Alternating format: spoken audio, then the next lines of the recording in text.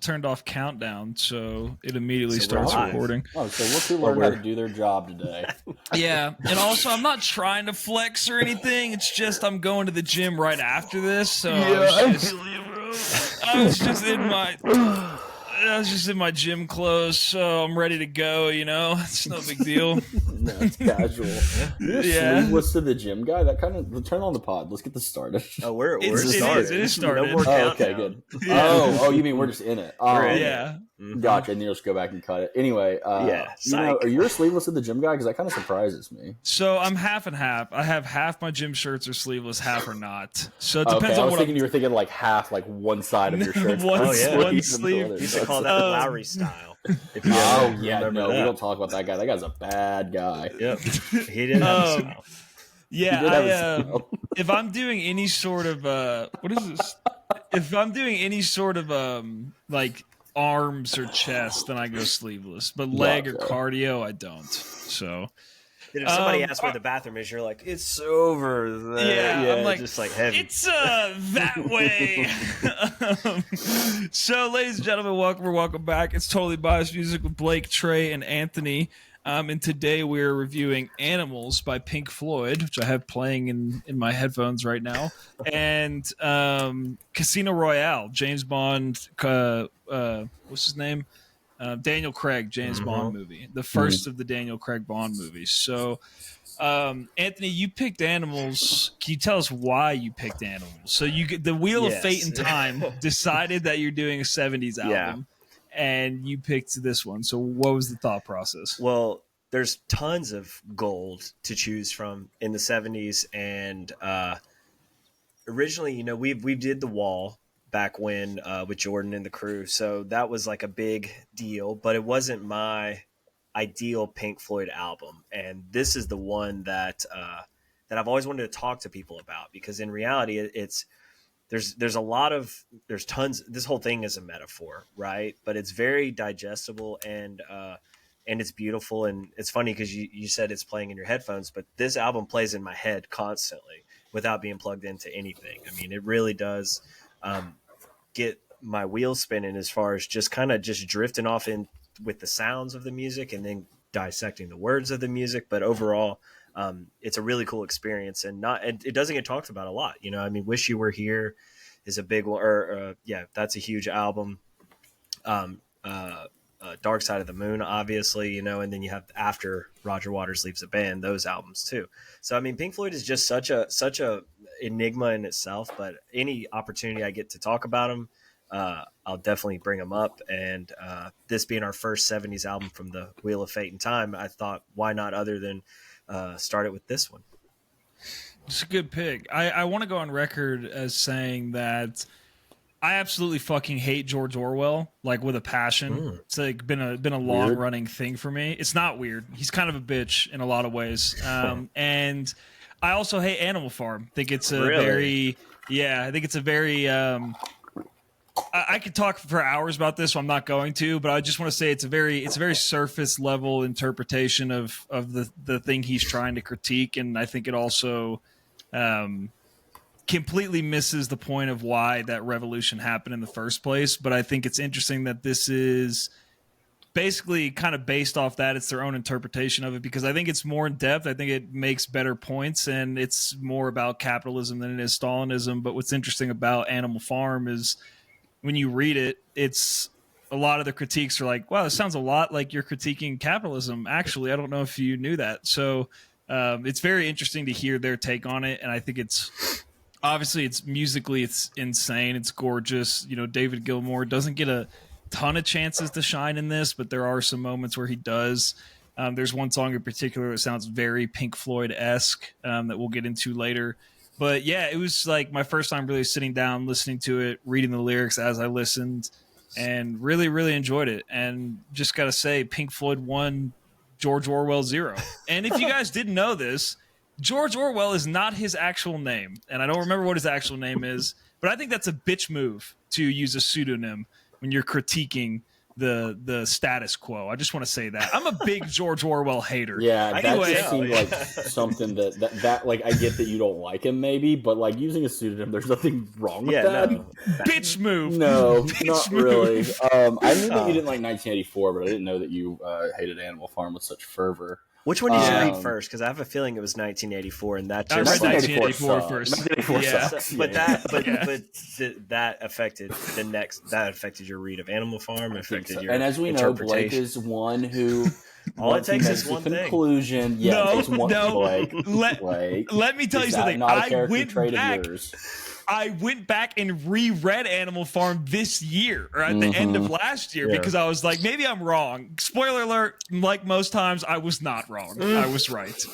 Well, I'm reading it right now, and I've got 2 chapters left, and I've been balls deep in the past couple of days. And I think, we're in the political weeds already, so I'll just kind of try to dig us out. But like the idea of art, this album, Animal Farm 2, if it does anything, it makes you question the reality that you're actually living in, or people who are actually making decisions or who have the power to make decisions, regardless of what those decisions are. If you're questioning these or trying to see how we got here or in comparison to where we were to where we are now, as long as you can see that with clarity, I think that this album and that book do what maybe not, who cares what they were intended for. I think that's what they can do for you. But I don't buy into any author or any musician or any artist. I don't buy into their interpretation 100%, nor should I think anybody do that, but let it affect you the way it's going to. But if it opens your eyes to something, then I think it's worth exploring at least. Yeah, that's fair. Yeah. That's fair. Trey, what did you think about Animals? Or Animal Farm. I listened to the Kesha album, Animals. I got confused, and so I'm really sorry about that. Nice.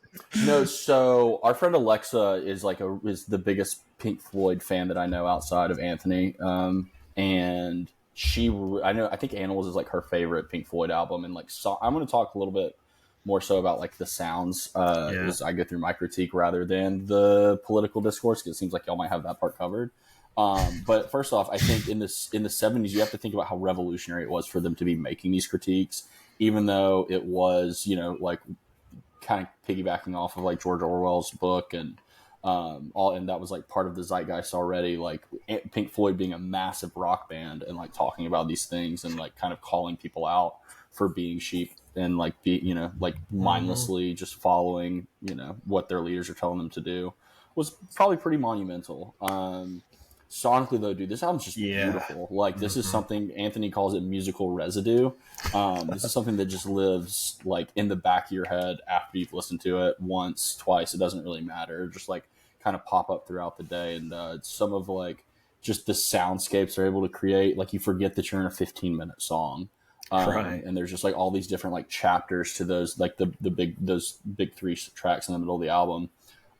They just kind of like progress and like casually like carry you into almost like ambient jams. So I'm excited to talk about it and kind of go track by track, but overall I really, really enjoyed this. It's something like that I listen to Pink Floyd, but like I'm pretty surface level Pink Floyd fan. So it was nice for this to be brought to the pod, as it always has been whenever. I'm a Dark Side of the Moon guy. Let's be honest here. And I'm okay with that. Yeah. I will say, like, I always debate about whether the greatest band of all time is Led Zeppelin or Pink Floyd. And then every time I listen to a Pink Floyd album, I'm like, it's Pink Floyd. It's always been Pink Floyd. And I don't know why I would ever debate that, because every time I listen to it, any Pink Floyd album, I'm just blown away constantly. And I think David Gilmour is like, I know people talk about David Gilmour. They do not talk about him enough, in my opinion, as just like David Gilmour to a guitar is what, certain people are to vocal, is what like Eddie Vedder is to vocals, right? When you hear a David Gilmour, well, like in the sense that it's so recognized. I don't, but I'm saying it's so recognizable. Okay. Like when you hear Eddie Vedder, it's Eddie Vedder, right? Or Kurt Cobain. Like when you hear a guitar lick from David Gilmour, you're like, I know exactly who that fucking is. And he just is so, so talented. And not only is their writing so unique and special and educated and just thought-provoking, but David Gilmour, I think, is such a highlight in this band. And that's why, like, one of my small critiques is just that I feel like he didn't get a chance to show out in this album, and I like missed him, but I think it's still great as a whole. But Pink Floyd, man, I can never get enough of them. Like, we could do every Pink Floyd album and I wouldn't get tired of it, to be honest. Note taken. So I'm glad that you brought it. Well, I mean, the band itself too, before we go to the album, the band itself is so unique because they do, even though this is a heavily Roger Waters written album, and I'm not a huge Roger Waters fan personally, but artistically I'm definitely a fan. But sometimes those lines get a little messy, but either way, I mean, you have drums in this album are really driving throughout the entire thing, along with the bass line. And then Rick Wright, has a lot of key intros, I mean, they all are showcasing, and of course David does his thing too. But the band's so interesting because of their split, obviously, and because they were all alive for a long time, but the art that could have been made, right? But it is such a special time capsule that, again, I think it captures the 70s in that time period too.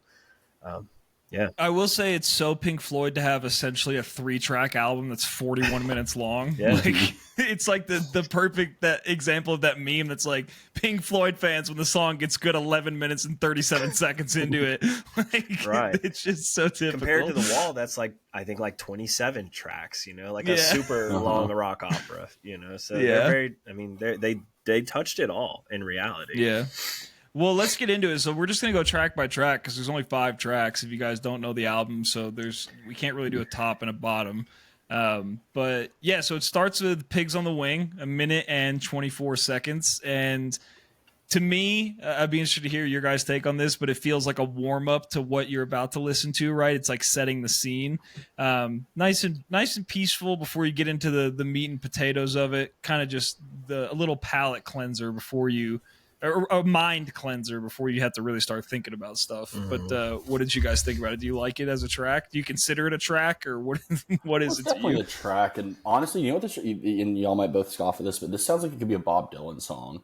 Yeah. It's just like a simple 3-chord progression, not necessarily like the way that the lyrics are delivered, but it's just, I don't know. I think it's a great little, like you said, palate cleanser, warms you up. And also like thematically kind of talking about like humans not necessarily caring about each other, or like we're pigs on the wing of like this major thing that's happening, which is, capitalism or whatever, It's whatever you want it to or be, whatever. I mean, like these albums are interesting because there is a lot of literal meaning into it, but again, make it what you want, because like I didn't really look into the nuts and bolts of the lyrics of this album till, I mean, probably within the past 5 years, but I had listened to it for 10 years or so, just letting it go and make me think whatever, was happening in a sense. But yeah, this does give this kind of, smoke before the storm kind of feel. Like it's very acoustic, very beautiful. It gives me, I love how,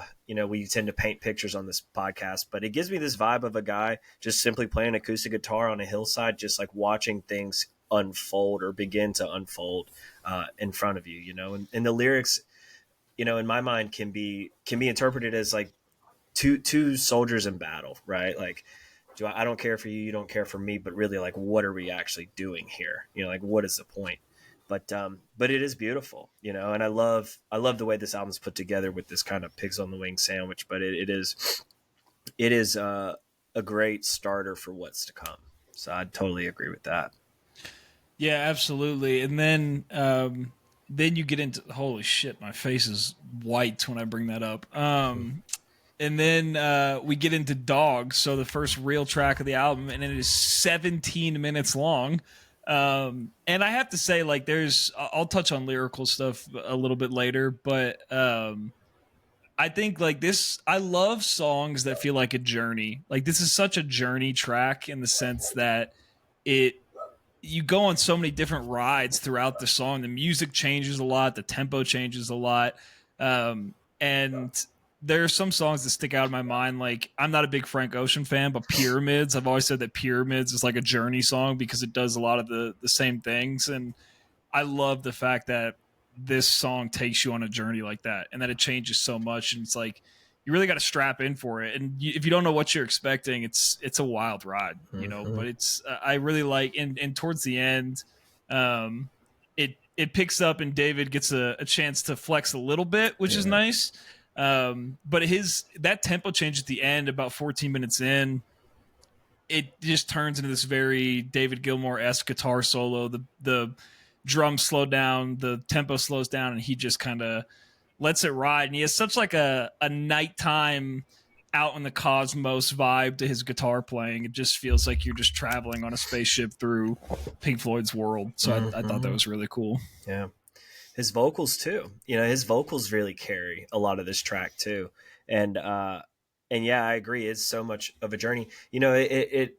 You could compare it probably to the way Stairway to Heaven's arranged in a sense, very thematic, very climactic to a point, and then very kind of like, we're going to land this song in itself. But thank God this didn't get as much airplay as Stairway to Heaven. But like, I honestly don't know if I could feel sick of this song if it did. You know what I mean? Because it is something that, like, if you're prepared for it and you know what you're getting into, it's just a fun ride every single time. But some of the lyrics too, towards the end of the track, are very like, they're very like, I don't want to say kind of like warning-esque, but very foreshadowing to say like, if when you lose control, you reap the harvest that you sow. And the way that line is delivered in sync with the music, it just boom. That's the drums in it too. I mean, the drums really deliver a lot of punches right when you feel the impact of the vocals too.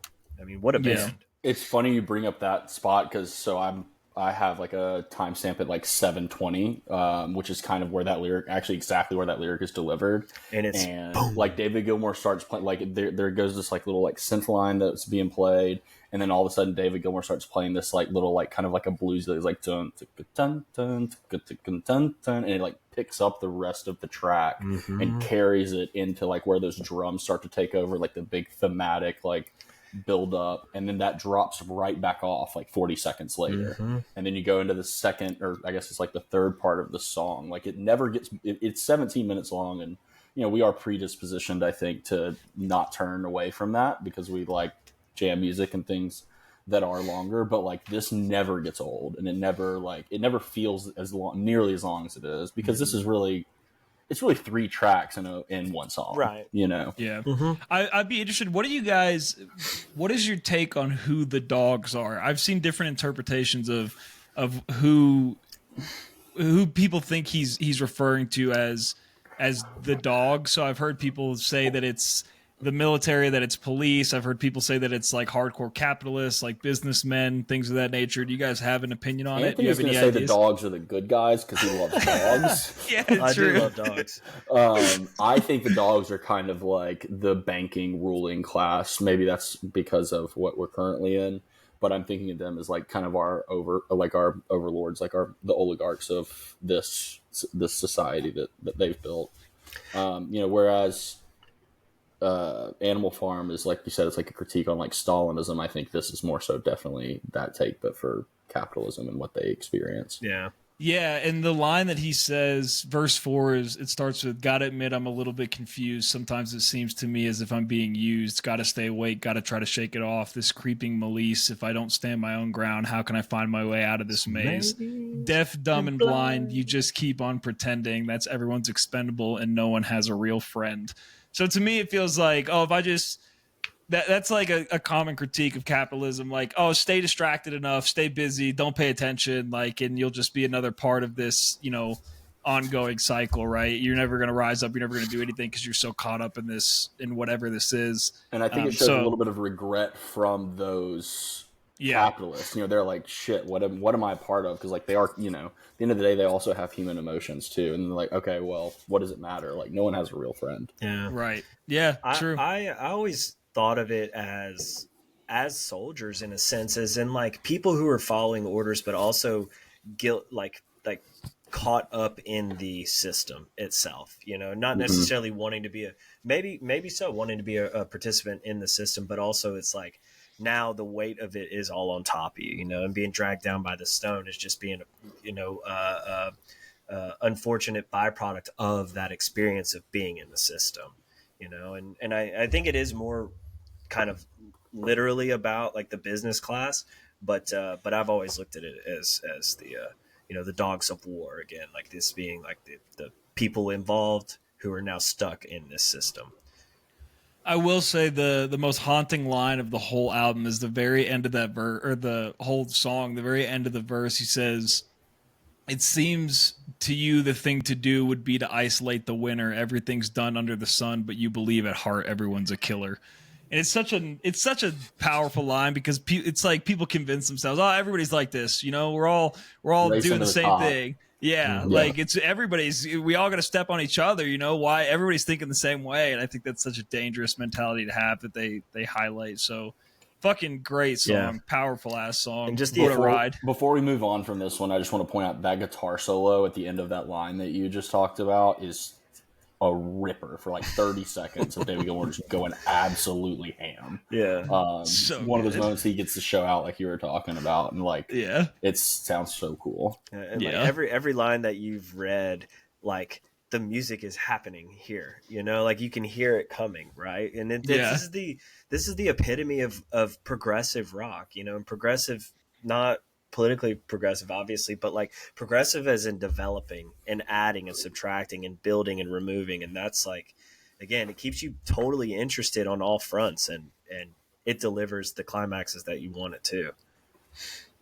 So then we get into Pigs, 3 different ones is the next track. This one a little bit shorter, 11 minutes. And I think the common consensus here, critique of the political world. What's so funny, Trey?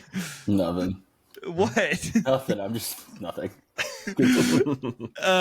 The critique of what is most people view it as the political world.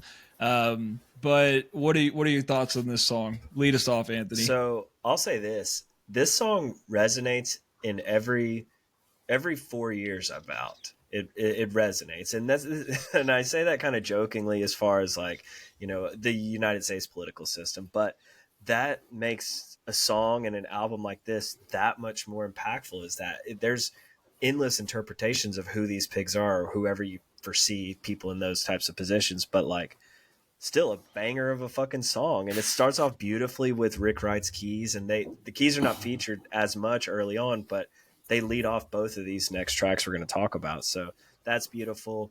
The iconic grooves of Pink Floyd are featured in this so well. Again, like it's like, highlights Roger Waters again, just kind of going with this track, keeping steady, but it is iconic, and there are again some literal direct call outs from Roger Waters to some individuals in this song, but even if you had no idea, I think it could still, your brain will start to figure out again who you perceive to be these people or pigs he's talking about. But the line of just haha charade you are, I think is so, it's so light but also so real to say like, I see you, I see through this shit, like you're not gonna fool me, and we're gonna let everyone know. I feel that. Trey?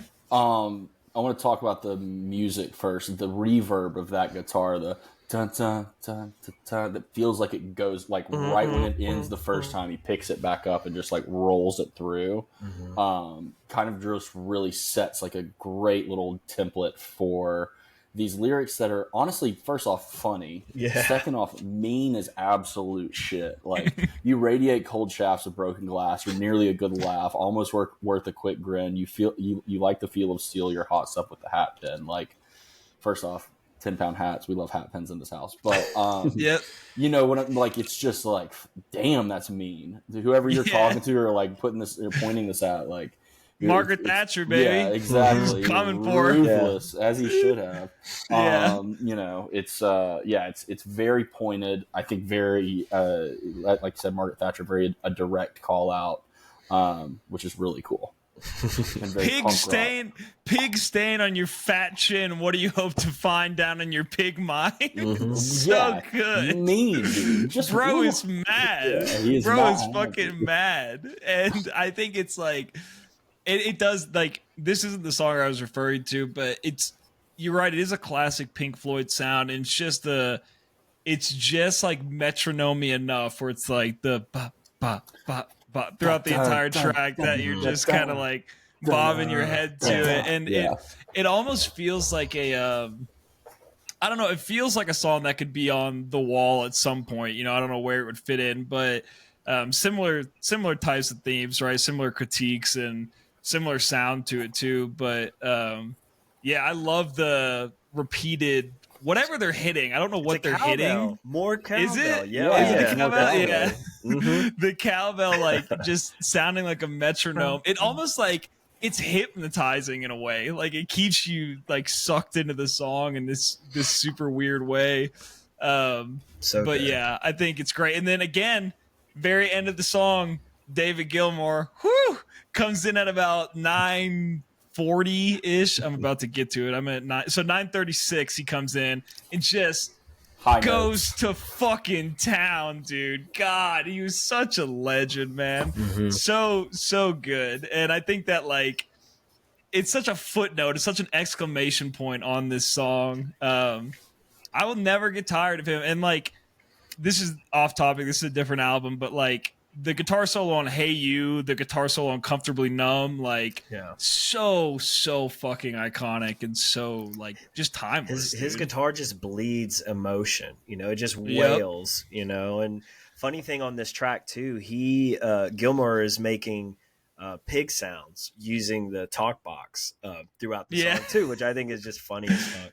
But yeah, he again, anytime he gets a chance, it's going to go where you want it to go.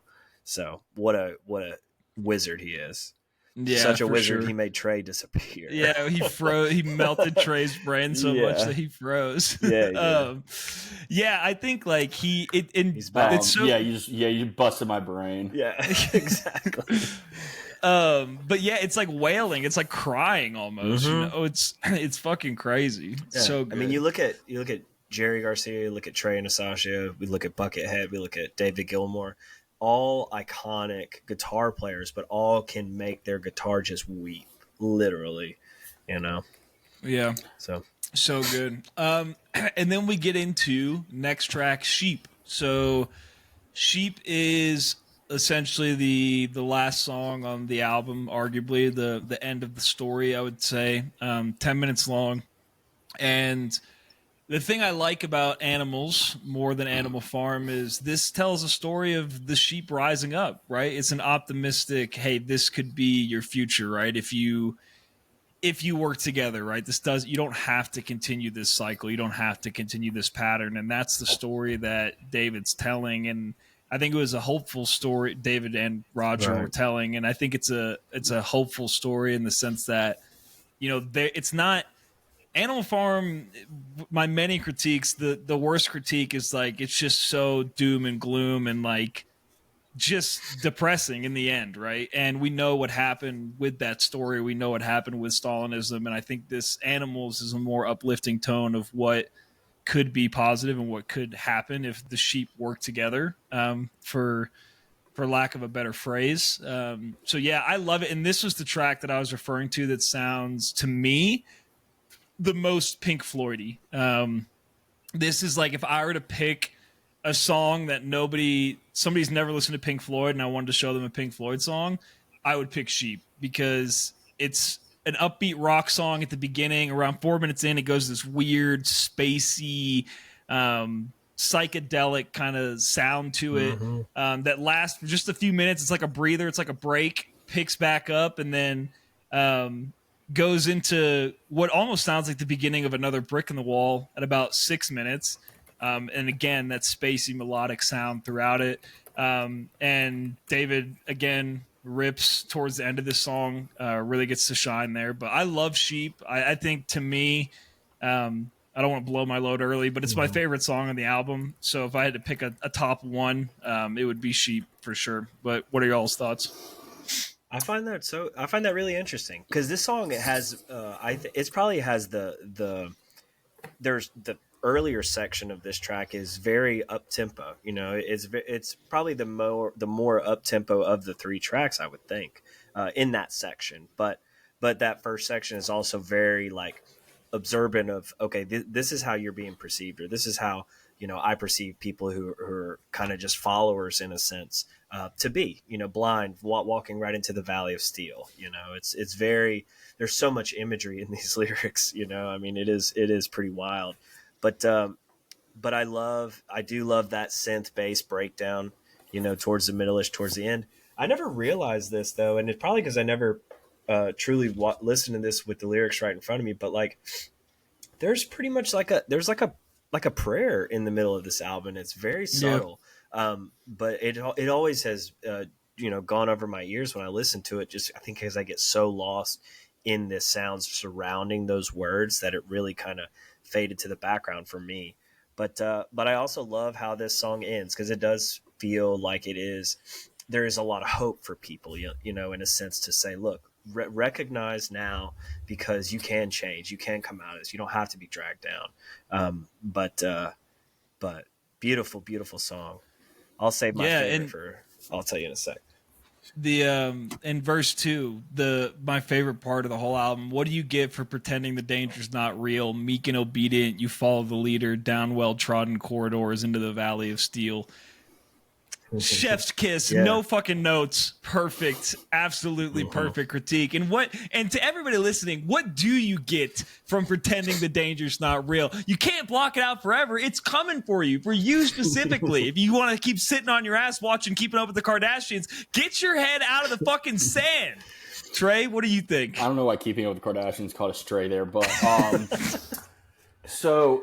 And Blake, you might roll your eyes at this, but when I listened to this song this time for this review, I heard what influenced Pretty Lights dripping all throughout this track. Like the layers of like the synth and like the long buildup of like very like ambient, like small little guitar notes and stuff. Like I'm just like, this is what Derek and Michael listened to when they were Taking Up Your Precious Time, like because they were wildly influenced by Pink Floyd. So that was like really cool for me to kind of hear for the first time. But yeah, I mean, lyrically beautiful. It's in like at the end, that like up tempo guitar chord that David Gilmour's playing. That's like the most classic rock moment of the record, I feel like. And I will bust my load early because that's on brand. This is my favorite song on the record by far. Wow. Yeah, it really is. It's fun. I kind of like what Blake talks about, like the uplifting nature of it, and like the fact that like, hey, like bleeding and babbling, we fell on his neck with the scream. Wave upon wave of demented Avengers march cheerfully out of obscurity into the dream. Like that's just this like, hey, like you said, like this is we can do something about it. We can quit watching Keeping Up with the Kardashians.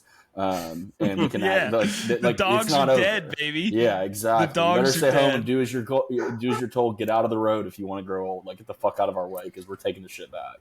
I think it is it is definitely a nice message on an otherwise dreary album. Yeah, agreed. I think it's fucking fire.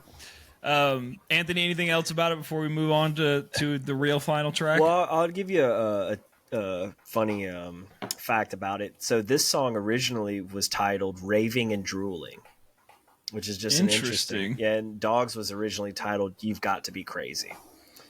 So like there's other angles. There is even more angles to take into this album.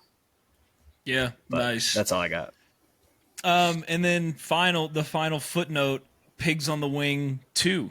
So this is the nice sandwich, the bread of the sandwich here, and kind of the end of the story.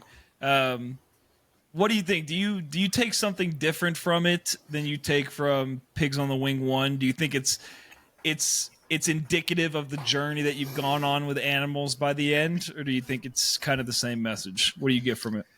I see it as like as the now informed listener to know, that I care, there's very much more conviction into this, having gone through Dogs, Sheep, and Pigs, right? But I think it's the balance that this album needs. You go in kind of blind, then you come out with some insight, and you're still watching for Pigs on the Wing, right? I mean, it's just there's so much flavor in it too. One of the last lines, any fool knows a dog needs a home.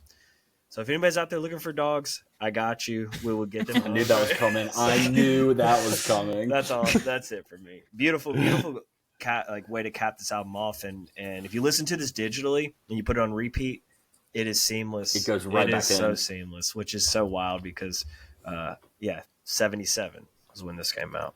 Mm-hmm. Well, I do love that the message in the beginning, if you didn't care what happened to me and I didn't care what happened to you, we would zigzag our way through boredom and pain. And in the end, you know that I care what happens to you, and I know that you care for me too, so I don't feel alone or the weight of the stone. It's beautiful, man. It's great. And Roger, like, it's such a great story in such a short amount of time. And this is honestly like, that's the most uplifting part of the whole thing, right? Mm-hmm. Is just having empathy, you know. And I think, like Trey said, it's a poignant, powerful thing to do as a rock band in 1977. Not that, I mean, look, there's been critique of political systems forever, but Pink Floyd at this point in time, having an educated, nuanced, powerful discussion in the way that they did is revolutionary. It's so good. So I think it's a great footnote. And also just like in the greater Pink Floyd catalog, you know, like Pink Floyd was known in the 70s. Like we look back at them now as like, oh, they're one of the best, you know, 4 or 5 bands of all times. But in the 70s, they were known as that band for stoners and for people that are doing drugs. You know what I mean? And like The Wall obviously came out after this. So like the rock opera nature and their like political, you know, discourse was really solidified with that. But this kind of is something that's a little bit deeper, you know, in some ways, like from a social commentary standpoint than like Dark Side of the Moon or Wish You Were Here or Metal. And so it's just cool to see them like foray into that or take a foray. Well, I don't know if that's the right word. Someone's in the live. So Someone's I just want to point that out. Us, yeah. Foray into that, yeah. Yeah, no, I agree 100%. Cool. I'm glad you agree. What do so I have one review and it's Pitchfork. So does anybody want to take a guess on what Pitchfork gave it? If probably high. If it's anything Maybe under a a 9, yeah, it's probably I'd be sour. But yeah, what do they give it? They gave it a 10. Fuck Yeah. And yeah. I want to read. Yeah. I'm not going to read the whole thing, but I think the first paragraph in the last sentence kind of sums up the article. But it says, "It begins somewhere for everyone. There's the first song that grabs your attention and seizes the imagination. The first album that demonstrates such overall strength and originality that it becomes something more for most listeners. Just as there is the first kiss that awakens the soul and forever changes the vision." And then the last sentence is, "I admit without qualm that it began with me with animals." Hell And yeah. I think that's great. Mm-hmm. I think it's Cool. great. Nice. Pitchfork nailed it. I Very, agree. very rare Pitchfork W. I agree. I agree. First off, before we get into our personal ratings, I love the way that we did this. Anthony, fantastic pick. That's the wheel of fate and time. I'm going to wait. Yeah, hold on. Thank you, though. Thank you. Yeah. Yeah, very great nice. pick. Mm-hmm. And also great artwork in the back. I feel like I was with you when you got You that. were, yeah. At So Fish, mhm. right? Yep, you're definitely right. In the parking lot of my first Fish show and yours. Yeah, Dave, Nice. that was. That is a great drawing. I could say that was the best thing that came out of that show for me, but it wasn't. But it was still fucking sick. This is David Drennan. That wasn't necessary. I'm giving you a compliment. God damn it, Anthony. It's New Year. This is mean Anthony. It's mean Anthony It really 2025. fucking sucks. Yeah. Yeah, no, you're totally right. I mean, that was super fun. And the funny thing is, he signed this thing upside down. That's there. right. Yeah, right. We got to meet him. Nice. Too. We got to meet the artist. That was fucking sick. So Yeah. yeah. Nice. Okay, so personal ratings. Anthony, lead us off. Only one rating, and Pitchfork got it right. 10 out of 10 for me. Never gets old. Trey?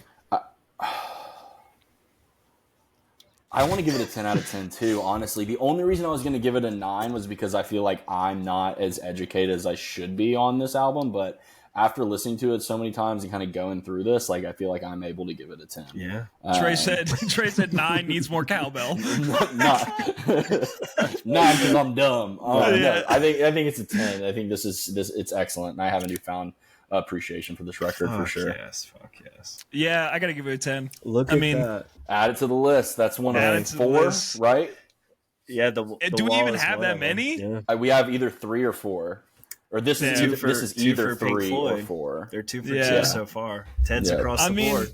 and this is what I'm saying is like every time I drift away from Pink Floyd and forget their greatness, something brings me back in, and I'm like, now I remember. Mm-hmm. Now I remember. And I don't know, like I I know it's all subjective and it's all opinion, but something about Pink Floyd just strikes a chord with me, and I love them so much. I have such a special place in my heart for them, and so many different songs. Wish You Were Here. I could listen to Wish You Were Here a million times and never be tired of it. So shout out Pink Floyd. You got so many eras, Pink Floyd, and they're my favorite band of all time, and something that I want to mention because it may be a while till we do Pink Floyd, but for me, Animals and The Endless River are my favorite Pink Floyd albums. Endless River is such a different take that we'll do at some point in the future, but it is so spacey and drifty and beautiful, and it's a tribute album to Rick Wright that David Gilmour and Nick Mason put together. So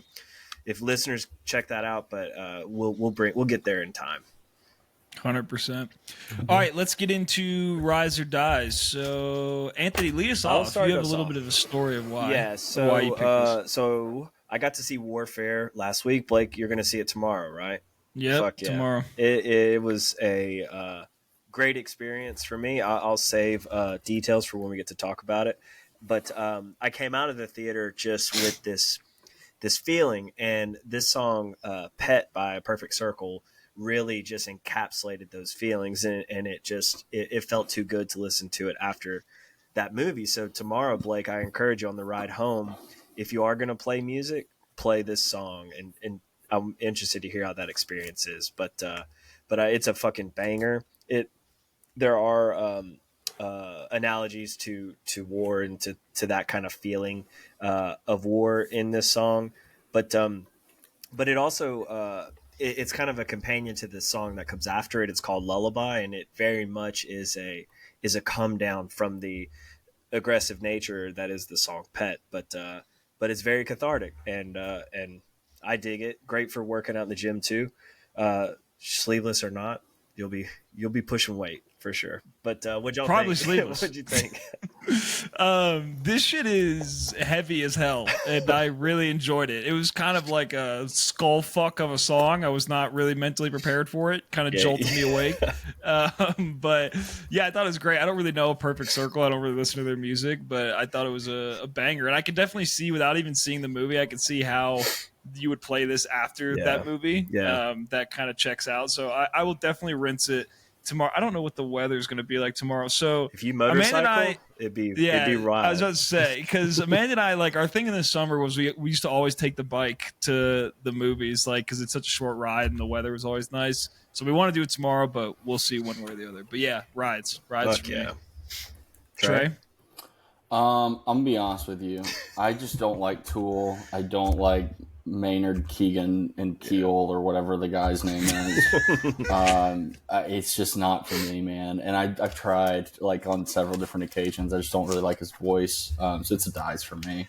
Okay. I'm sorry. If we get a chance, you should be.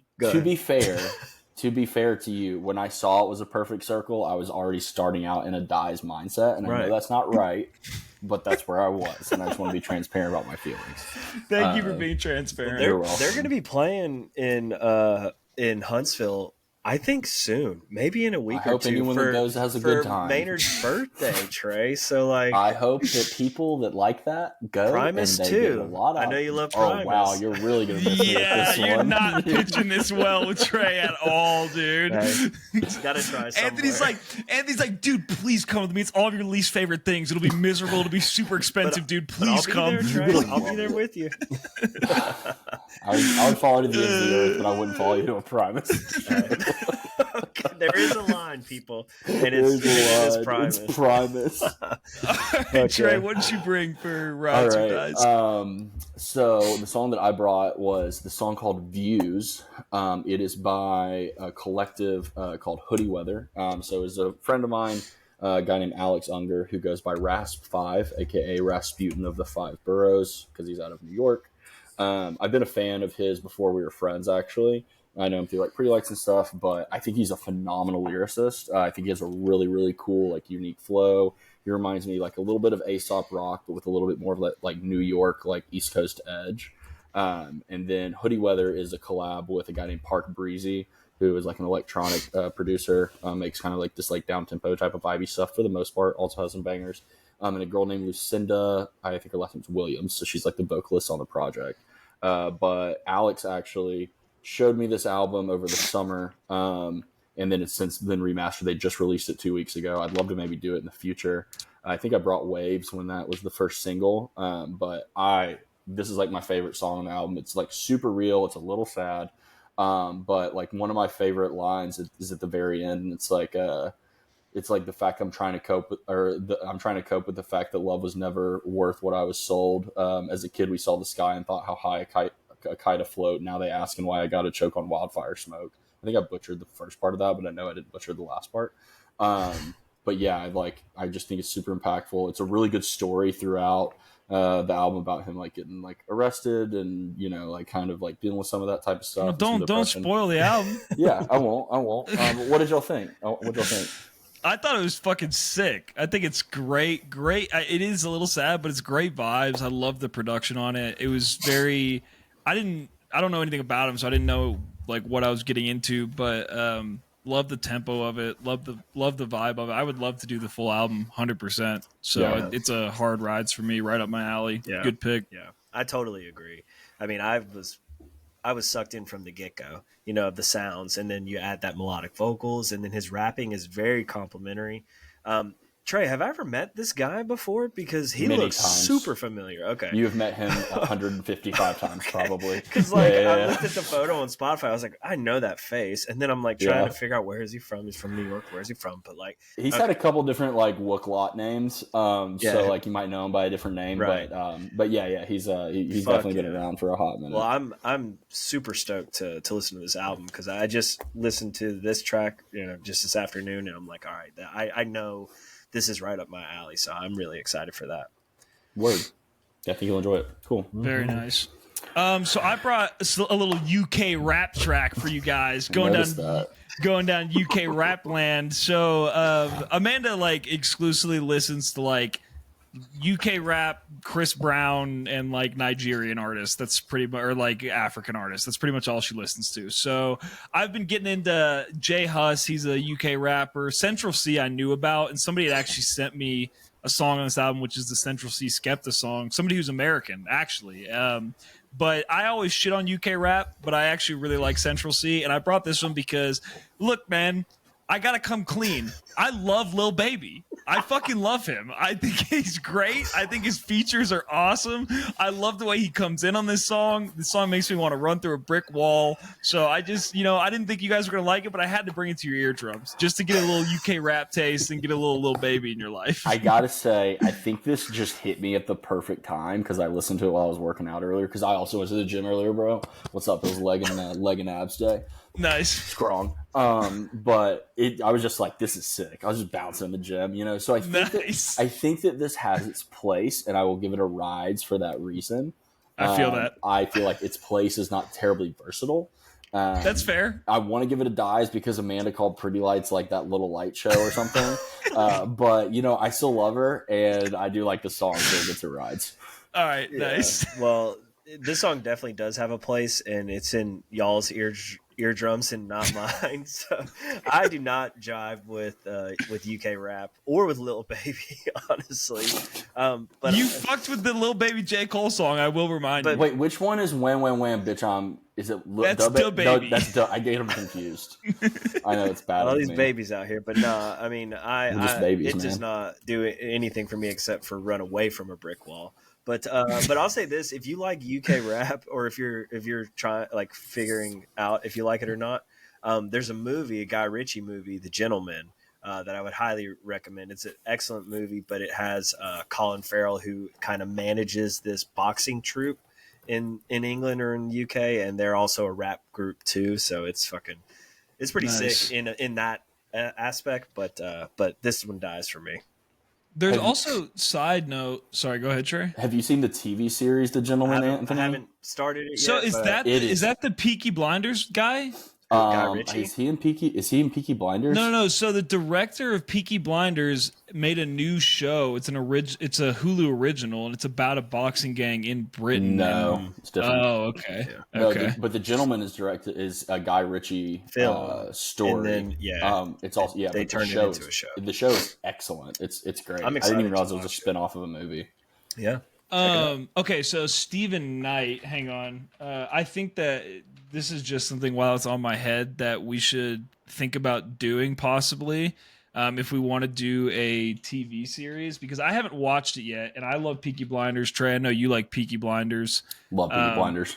But it is a show called 1,000 Blows, and it's based in, I think, like the 1920s in England, and it's about a kind of like a gang in England, but it's younger kids, and they're like a boxing gang. So I don't know, something to think about, keep in the back of your head, because all of it's out. I know that's Anthony's thing. He wants everything to be out so that he doesn't have to watch it week by week. Right. So it is all out there. So I don't know, something we could think about. I'm trying to think. I have to piggyback off of that because there's a Guy Ritchie film. I think it's called Snatch with Brad Pitt. He's like a gypsy boxer in those type of time periods too in the UK. So throw that one on the list. Might as well.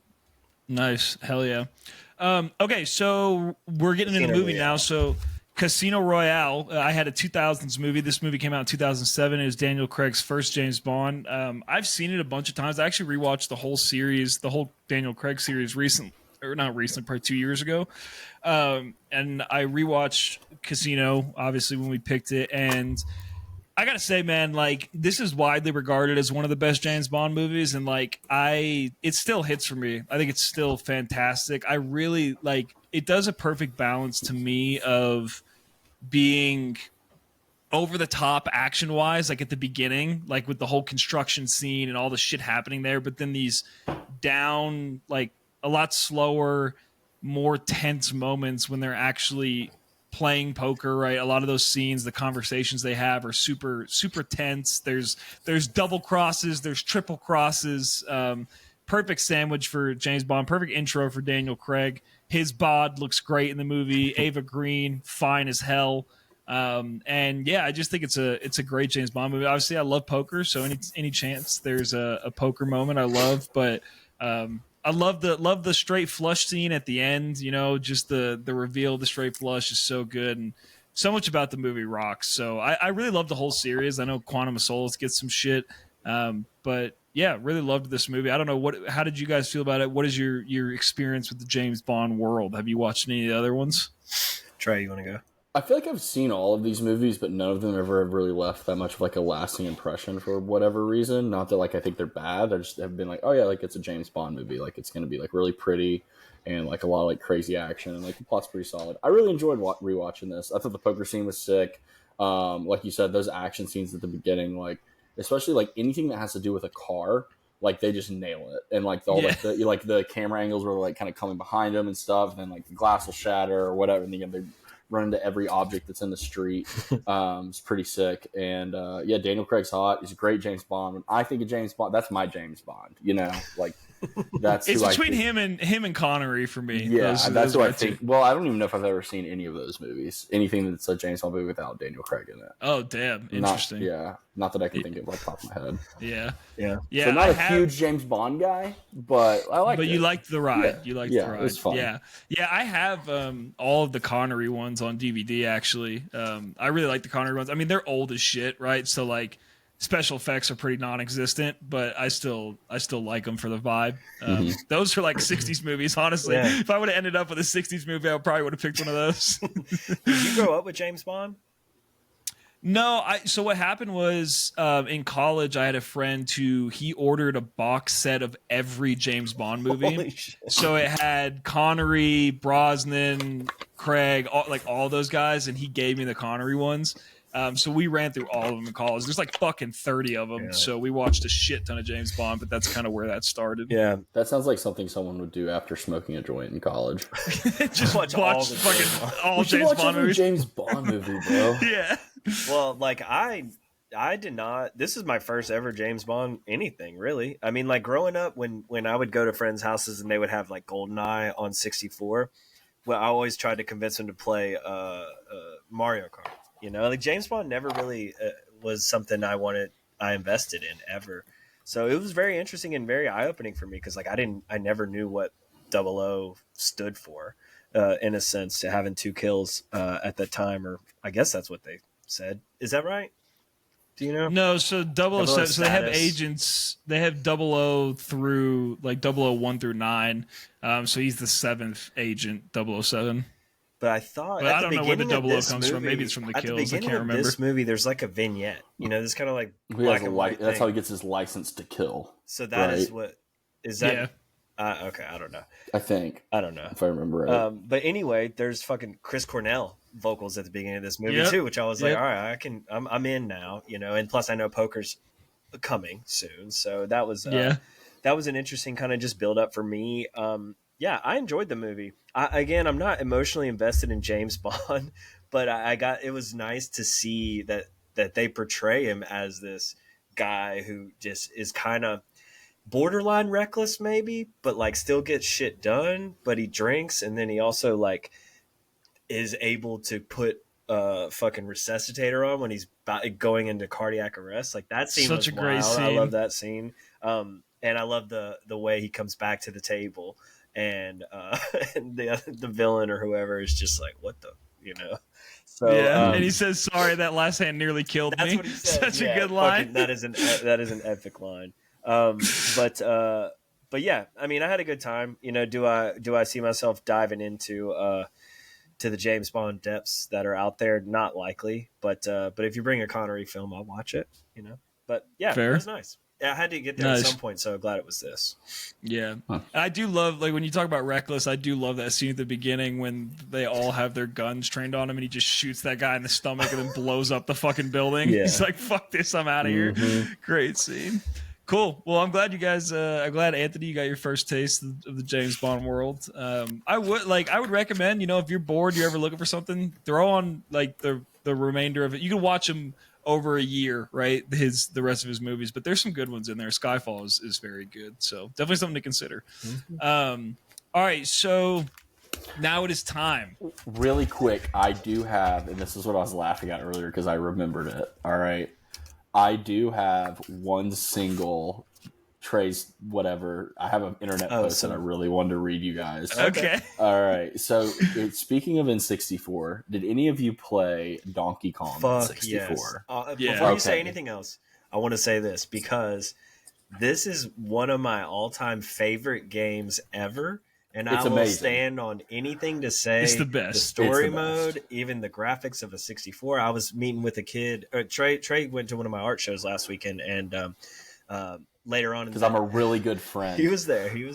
Nice. But later on that day, I was talking to this kid who was vending, and we were just chatting, and he loved vintage games. We were talking all vintage games, and I was like, "Have you played Donkey Kong 64?" He said, "No."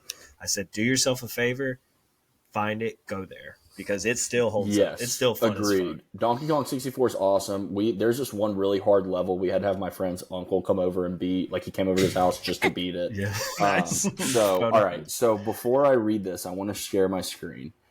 So, So this is Candy Kong. Oh, yeah. Okay. All right. And this is a post about Candy Kong. This is from Ali Hamza in Donkey Kong Dong posting on Facebook. Imagine being Donkey Kong in that scene and having to be all like, "Damn, Candy Kong, you fucking fine, all sexy with your tight body and gorgeous face. I would totally have sex with you, both my character and the real me." Like, seriously, imagine having to be Donkey Kong. And not only she stands in there while she winks at you and tells you to come and F her, the favorable lighting exposing her beautiful brown fur and smooth skin, and just stand there take after take, hour after hour, while she perfected that scene as a reward for buying Banjo Blast from her. Not only having to tolerate her monster mommy milkers, but her naughty attitude as everyone on set tells her she's still got it. And damn, Candy Kong looks like that because they're not the ones who have to sit there and watch her irresistible angel face contort into types of hotness you didn't even know existed before that day. That big gorilla bastard have been fucking nothing but a healthy diet of blondes and supermodels and later alleged victims for your entire career, coming straight out of the boonies in DK Island. You've never even seen anything this sexy before, and now you swear you can taste the sweat that's breaking out of her pits as she stands there suggestively. smugly assured that you're enjoying the opportunity to get paid to stand there and reveal her statuesque beauty. The beauty she worked so hard for with personal trainers in the previous months. All of a sudden. And then the director calls for another take, and you know you could give a raise to every single person in this room before the studio secretly could put her down. You really want to have sex with that type monkey pussy.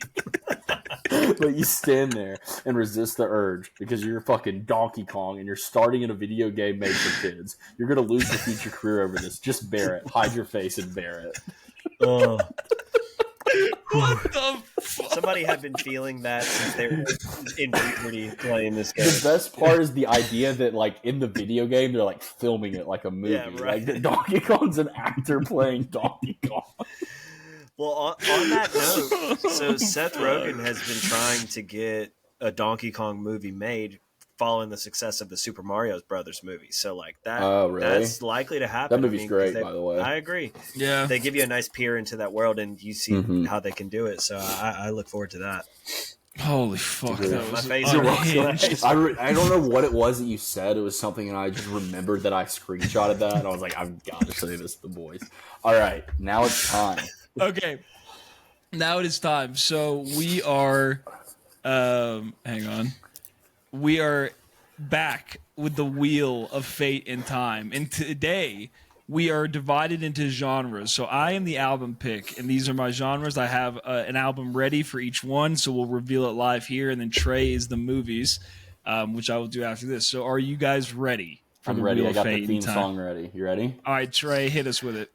The wheel of fate and time, wheel of fate and time, wheel of fate and time. Oh, Lucky Daddy. Oh, I'm it's excited. almost jazz. Damn, I had a jazz album ready. Okay, so for blues, we are It's gonna be doing Stevie Ray Vaughan. Texas Flood by Stevie Ray Vaughan, Yeah. baby. Nice. Texas Flood, a classic. I'm very excited for it. All right, Trey. Now All it's right. time for the movie. So your genres: drama, action, romantic, sports, comedy, horror. Are you ready? Yeah. Hit us with Here we it. go. The wheel of fate and time, wheel of fate and time, wheel of fate and time, wheel of fate and time. Interesting. All right. For drama, I am going to do. Hold on, let me pull this up really quick. I'm gonna do. Please hold. Please hold. I'm gonna do The Godfather. Oh, okay. I've been kind of wanting to do The Godfather in general. I forgot that's what I put down, but yeah. So let's talk about The Godfather. It's going to take some discussion for sure, but it is a classic. Well, let me tell you guys something. I've never seen any of the Godfathers. Really? Beautiful. Yep, this will be Beautiful. my first ride. Sick. First ride with them. I'm glad we had So a couple nice weeks pick. for this. Yeah. All right. So Texas Flood, Stevie Ray Vaughan, The Godfather. Those are the picks. Thank you to the Wheel of Fate and Time for Yes, making thank another you. legendary Down for this. experience. All This right. thing's already Well, paying off. Two yeah, for two. honestly, great idea by me and me solely. Okay, so we will see you guys in 2 weeks. Yep, and you guys will coordinate when we're all free here shortly. But it was a blast. Hope everybody enjoyed. Yes. See you guys later. Peace. Stay on for a second. Peace. Okay.